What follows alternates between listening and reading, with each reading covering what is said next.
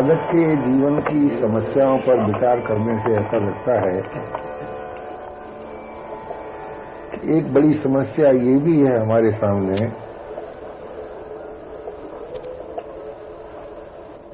कि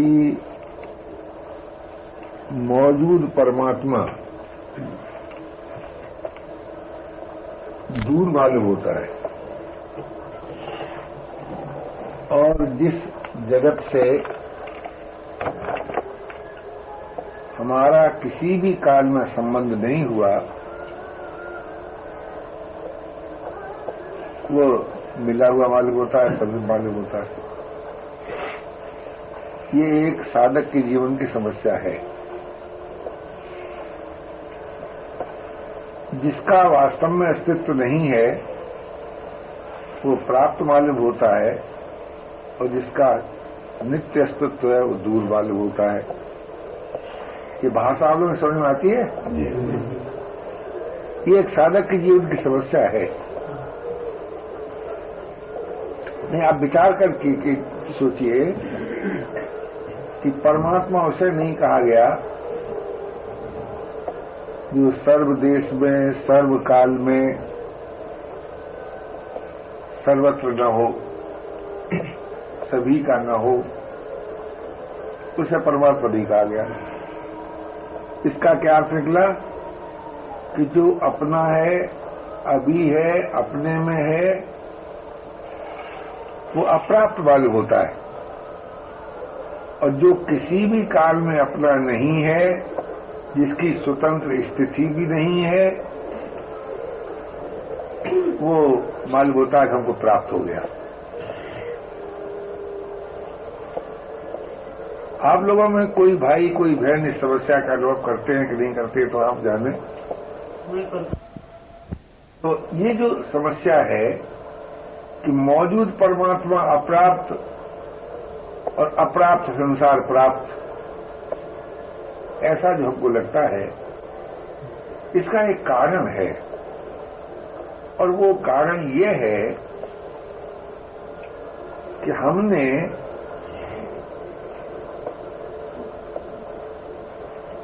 अपनी ही भूल से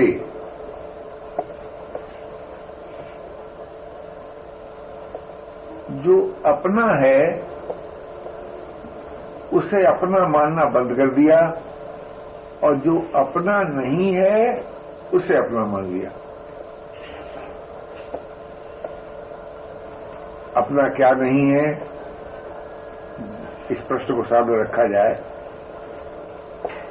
तो साफ मालूम होता है कि जो सदैव हमारे साथ नहीं रह सकता अथवा हम जिसके साथ नहीं रह सकते सदैव, वो अपना नहीं है। तो आप बताइए, जिन मिली हुई वस्तुओं से, जिन मिले हुए व्यक्तियों से, जिन मिली हुई परिस्थितियों से हम अपनी ममता जोड़ते हैं, क्या ये सत्य है कि वो सदैव हमारे साथ रह सकते हैं अथवा हम उनके साथ रह सकते हैं? नहीं। सदैव का अर्थ या एक बड़ी गंभीरता से लेना चाहिए, अखंड रूप से रह सकते हैं क्या? नहीं। हमें बचपन की घटना याद आ गई। हम अपने एक मित्र के साथ बैठे बात कर रहे थे। 3 प्राणी थे वहां। हम थे, हमारे मित्र थे और उनकी पत्नी थी। ऐसे ही परस्पर स्नेह की बातें हो रही थी और ये बात मेरे मुंह से निकल करके फैल गई थी कि मैं साधु हो जाऊंगा। तो उन मित्र की धर्मपत्नी ने ये कहा कि जब आप साधु हो जाएंगे तो इस मोहब्बत को कौन निभाएगा जो हमारे आपस में परस्पर में जो प्रेम है। कुटुंबियों में मोहब्बत ही तो होती है और क्या है जी? चाहे पति पत्नी के बीच की बात हो, चाहे पिता पुत्र के बीच की बात हो, चाहे भाई भाई के बीच की बात हो, तो मोहब्बत होती है आपस में। एक दूसरे को अपना मानते हैं, एक दूसरे को एक दूसरा प्यारा लगता है। तो उन्होंने कहा कि मोहब्बत तो कौन निभाएगा। बिल्कुल बहुत छोटी बड़ी बात है मेरी। याद हुई कब तक है कि मैंने उनसे कहा कि देखिए अभी हम और आप बात कर रहे हैं, अच्छा लग रहा है, ये अच्छा लगना रह सकता है क्या?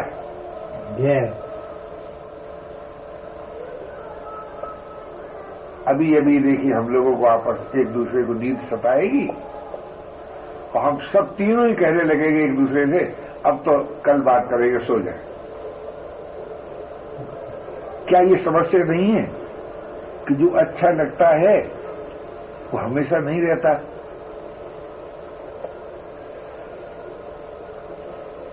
क्या राय जी? नहीं रहता। अच्छा लगता है पर रहता नहीं। जब नहीं रहता तब क्या होता है? चित्त दुखी हो जाता है, निरस हो जाता है, अनेक प्रकार के मानसिक पीड़ा होने लगती है। क्या होता है? हमारा इतना पुराना साथी चला गया, बड़े परिश्रम से वस्तु प्राप्त की थी, चली गई। इस तरह की बिथा एक हृदय में जगती। ये इस बिथा की निवृत्ति हो जाए, इसके लिए उपाय क्या है? इस पर जब विचार करते हैं तो ऐसा लगता है कि भाई अगर वस्तु है तो उसका सदुपयोग करो, अगर कोई व्यक्ति साथी है तो उसकी सेवा करो, इसमें कोई हानि नहीं है। वस्तु का सदुपयोग भी कर सकते हैं, वस्तु का उपार्जन भी कर सकते हैं, व्यक्ति की सेवा भी कर सकते हैं, ये तो ठीक है। पर भाई मेरे, अगर तुम्हें देखते है बात, अपना मत मानो, न वस्तु को न व्यक्ति को। वस्तु में अपना शरीर भी आता है, जिसके साथ हम सदैव नहीं रह सकते, जो हमारे साथ सदैव नहीं रह सकता, उसे हम अपना न माने, उसकी सेवा करें जब तक संभव है। जब केवल इतनी बात से ही हमें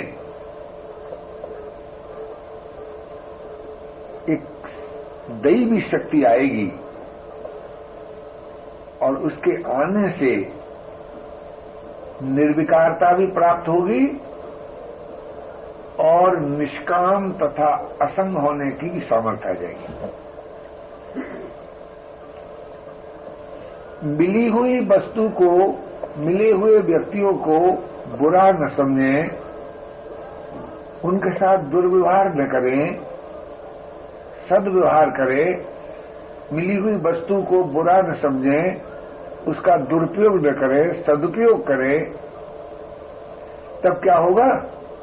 हमें निर्ममता प्राप्त होगी, और जब निर्ममता प्राप्त होगी तब वस्तुओं के संग्रह की तो रुचि जाती रहेगी और व्यक्तियों के साथ मोह का नाश हो जाएगा, मोह नहीं रहेगा। यानी हमें निर्लोभता और निर्मोहता प्राप्त होगी। जीवन का विज्ञान हमें ये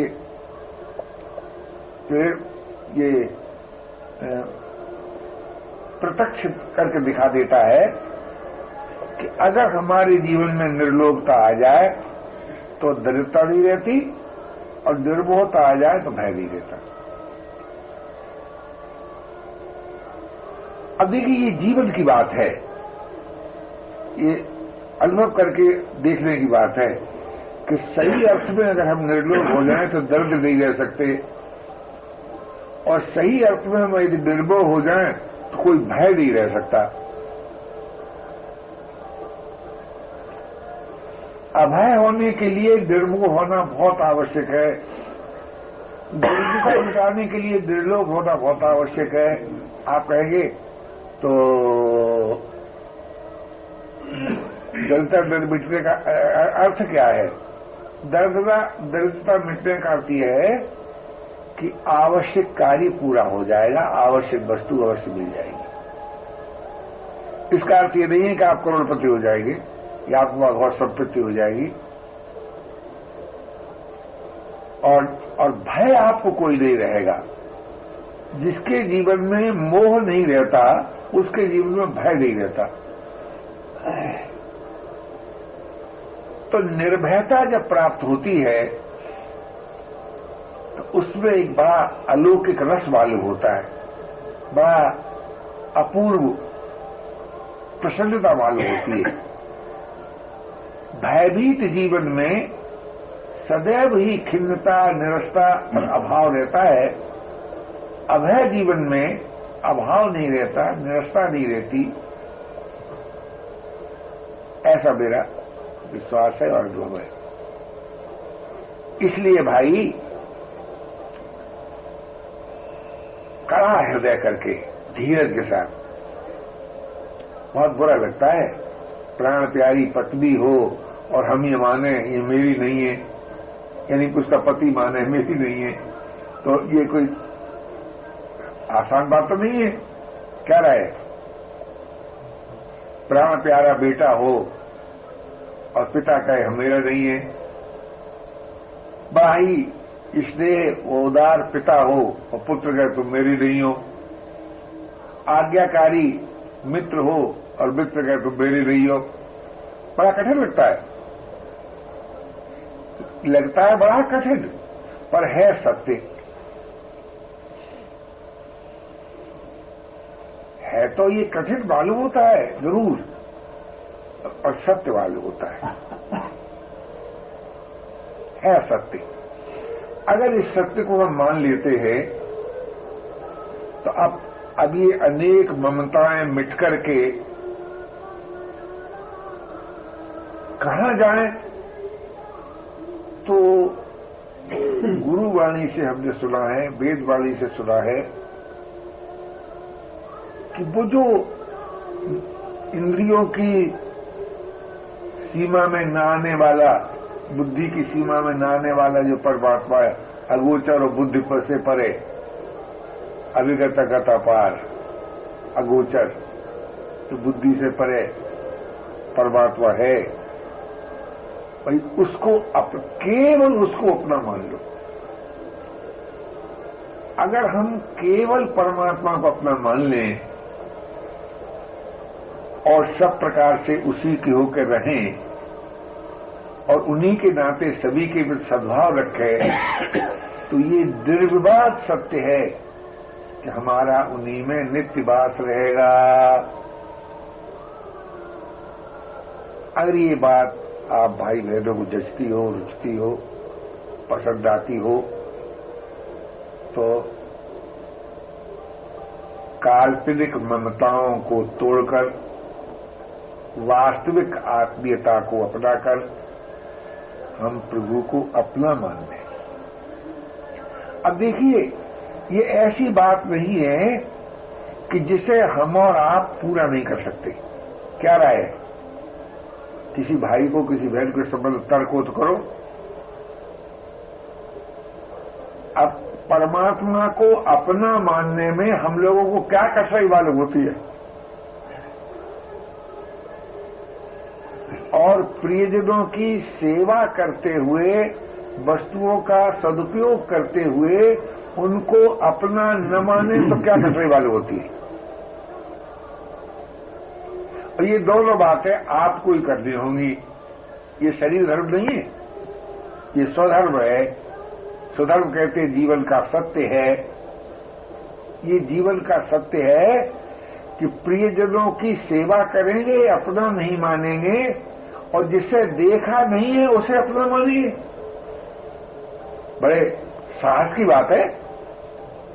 क्या राय है? जी बोलो भाई, किसी की बड़ी बात उठती हो, क्योंकि बातचीत करने से सेवा समझ में आता है। यानी सेवा करें और अपना न माने, और दिखाई न दे और उसे अपना माने। अगर ये कार्यक्रम आप पूरा कर सकते हैं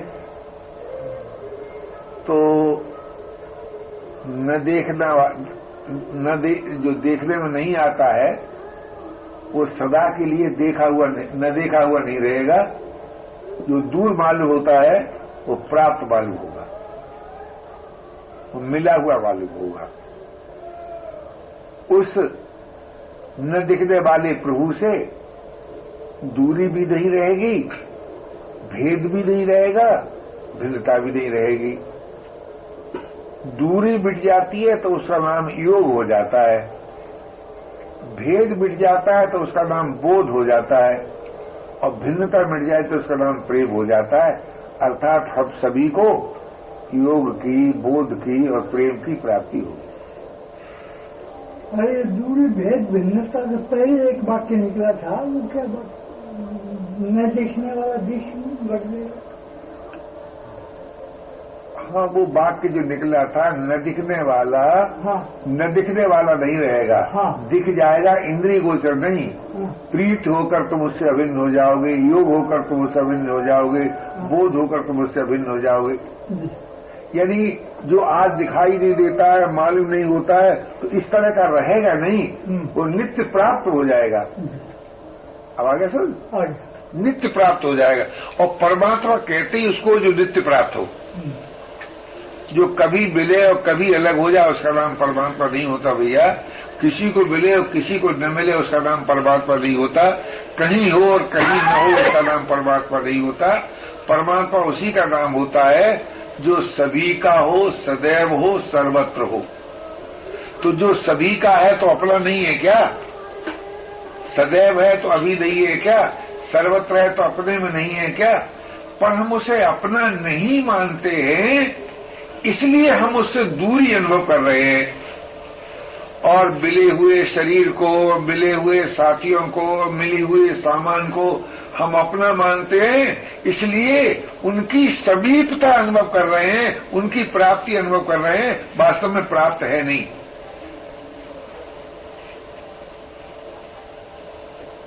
शरीर हम सबको प्राप्त दिखता है, कितना कैसे कौतूहल की बात है, आश्चर्य की बात है कि कहता है हाँ शरीर बॉडी छूट जाएगा। अरे बाबा, छूटा है, मौजूद दिखता है नहीं, क्योंकि मैं का और यह का कभी संबंध हुआ नहीं।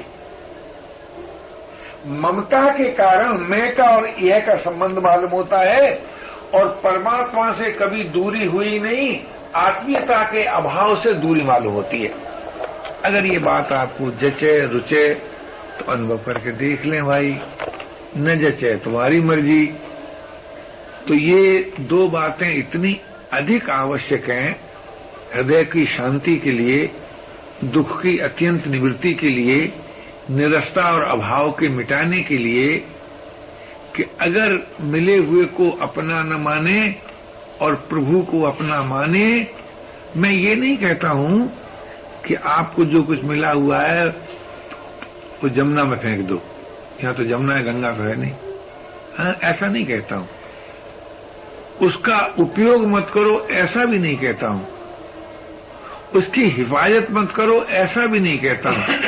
पर भाई ये जरूर कहता हूं कि अपना मत मानो, हिफाजत करो, सदुपयोग करो, उसकी निंदा मत करो। ये नहीं कहता हूं निंदा करो, पर अपना मत मानो, और केवल प्रभु को अपना मानो। अगर ये बात आपको अपनी बात मालूम हो, मेरी बात मालूम हो तो मत मानिएगा, अपनी बात मालूम हो तो मानो। और भाई सत्पुरुषों की बात मालूम हो तो भी मानो, और वेदवाणी मालूम हो तो भी मानो। अपनी मालूम हो, वेदवाणी मालूम हो, गुरु वाणी मालूम हो तो मान लो। और ये तीनों बातें उसमें न हो तो मत मानो। तो वेदवाणी से भी ये बात हमने सुनी है, गुरु वाणी से भी ये बात सुनी है, और जीवन में अनुभव करके भी देखा है कि अपना अगर हो सकता है तो केवल परमात्मा हो सकता है, और कोई अपना नहीं हो सकता। और वस्तु योग्यता सामर्थ्य का अगर कोई उपयोग हो सकता है तो केवल सेवा हो सकती है, नहीं तो भोग करोगे तो मोह और आसक्ति में आबद्ध हो जाओगे। और ज्ञान का कोई भी प्रभाव हो सकता है, तो यही हो सकता है कि मेरा कुछ नहीं है, मुझे कुछ नहीं चाहिए। इसी को मानव सेवा संघ की प्रणाली में सत्संग कहते हैं। जो इस सत्य को स्वीकार कर लेगा वो सत्संगी हो जाएगा। सत्संगी हो जाएगा तो साधन निष्ठ हो जाएगा, उसे योग प्राप्त हो जाएगा, योग माने साधन, बोध प्राप्त हो जाएगा, बोध माने साधन, प्रेम प्राप्त हो जाएगा, प्रेम माने साधन। तीनों को इकट्ठा कर दो तो उसका नाम है साधना। और साधना जो होती है, इसमें कुछ लोगों का मतभेद होगा। साधना जो होती है उसमें सत्ता साध्य की होती है, साधक की नहीं होती। इस पर तो गौर करना। साधना जो होती है उसमें सत्ता साध्य की ही होती है, यानी साध्य का ही एक रूप है जिसे साधना कहते हैं। और उसी साधना से हम साधकों की अभिन्नता होती है, उसी साधना से हम साधकों की अभिन्नता होती है, और साधना में सत्ता साध्य की होती है। इस दृष्टि से हम सबका जीवन एक उस अलौकिक तत्व को प्राप्त कर सकता है जहां केवल अद्वैत है और कुछ है नहीं। अद्वैत माने और कोई नहीं है और कुछ नहीं है, केवल अद्वैत। अद्वैत शब्द का अर्थ हमारे गुरु महाराज प्रेम बताया करते थे। अद्वैत शब्द का अर्थ संत लोग बोध बताया करते हैं, और योगी लोग योग बताए। योग में अद्वैत है, बोध में अद्वैत है, प्रेम में अद्वैत है। अगर ये बात आपको जचती हो, रुचती हो, तो देखो कितना सुगम साधन उपाय है। उपाय इतना सुगम है, भैया अपना न मानकर सदुपयोग नहीं कर सकते, सेवा नहीं कर सकते। क्या राय है? आप जाकर देखो, बड़े बड़े जनरल मैनेजरों को देखो, वो जानते हैं कि फैक्ट्री मेरी नहीं है, लेकिन फैक्ट्री की सेवा करते हैं कि नहीं? ये क्या करते हैं? तो क्या हम आप जो जहां हमको मैनेजमेंट मिला है, काम करने को मिला है, तो काम तो कर सकते हैं भाई अपना बिना माने भी, सेवा भी कर सकते हैं अपना बिना माने भी। हाँ, प्रभु के नाते से करो, आत्मा के नाते से करो, जगत के नाते से करो। जगत एक इकाई है, उसमें सब आ गया। आत्मा एक इकाई है, उसमें सब आ गया। परमात्मा एक इकाई है, उसमें सब आ गया। अब आप परमात्मा के मानने वाले हो तो परमात्मा के नाते सेवा करो, और आत्मा के मानने वाले हो तो आत्मा के नाते सेवा करो, और जगत के मानने वाले हो तो जगत के नाते करो। तो मिलेगा क्या? सेवक को क्या मिलता है? प्रेम। हाँ, पापा ने कह दिया ठीक। जिसकी तुम सेवा करोगे उसका प्रेम तुम्हें मिलेगा। तो तुम्हें क्या मिलेगा? विश्व प्रेम, आत्मरति, प्रभु प्रेम। यानी तुमको जो मिलेगा वो प्रेम ही मिलेगा, और तुम्हें कुछ मिलने वाला नहीं है। वो प्रेम मिल सकता है।